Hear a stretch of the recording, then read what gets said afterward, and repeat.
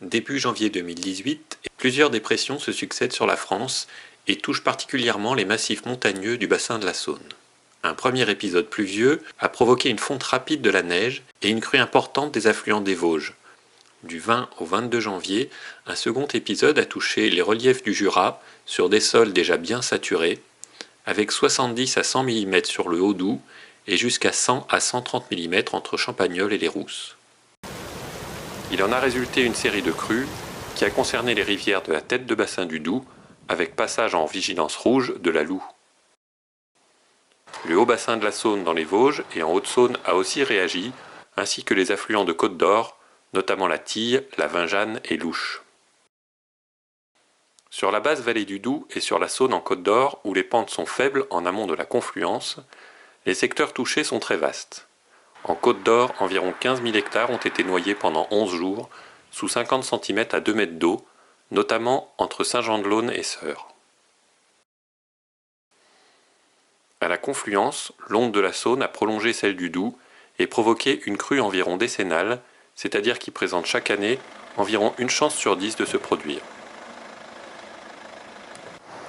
Sur la basse vallée de la Saône, cette crue a atteint les niveaux maximums suivants. 7,36 m à Verdun-sur-le-Doubs le 27 janvier, 6,79 m à Chalon-sur-Saône le 28, soit 2200 m3/s, 5,79 m à Tournu, soit 2210 m3/s, 5,74 m à Mâcon le 30, soit 2120 m3/s, 4,77 m à Trévoux le 31, 7,39 m à Couzon au Mont-d'Or, soit 2130 m3/s.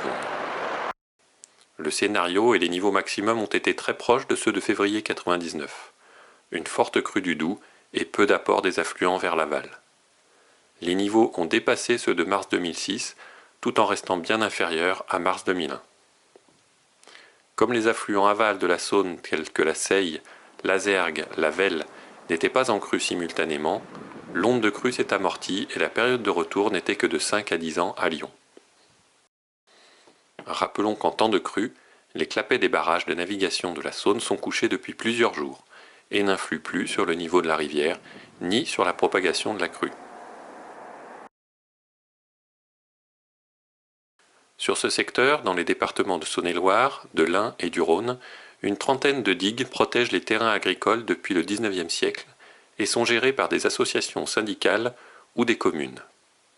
La plupart, très basses, ont été submergées dès le début de la crue, ou étaient ouvertes en période hivernale conformément à leur règlement de gestion. Cependant, un certain nombre de digues plus hautes ont été fortement sollicitées par cette crue et ont atteint leurs limites ou même surversé lorsqu'elles n'étaient pas ouvertes. Cela a parfois conduit à des situations de stress, d'évacuation rapide ou d'encerclement des villages situés à proximité, comme à Charnay-les-Chalons, Saunières, Sassenay, Asnières ou Vésines. Ce remplissage n'a pas modifié de manière sensible la propagation de la crue, dont le volume total a été estimé à 2 milliards de mètres cubes. Les digues construites pour la protection des personnes, à Saint-Marcel, Lue, Ouroux-sur-Saône, Verjus et Verdun-sur-le-Doubs, sont conçues pour des crues bien plus importantes, de période de retour 50 ans environ. Elles n'ont donc pas été menacées par ces épisodes, même si elles étaient particulièrement surveillées.